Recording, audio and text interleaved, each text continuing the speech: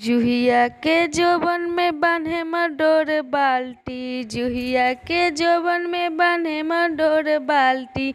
दुहा दुहा ए बिटुआ भैया भर बाल्टी, दुहा दुहा ए बिटुआ भैया भर बाल्टी। छनर मनर करबे त 5 बाल्टी, छनर मनर करबे त 5 बाल्टी। दुहा दुहा ए बिटुआ भैया भर बाल्टी, दुहा दुहा ए रितेश भैया भर बाल्टी हो भर बाल्टी। महुआ के जोबना में बान्हम डोर बाल्टी, डोर बाल्टी हो डोर बाल्टी।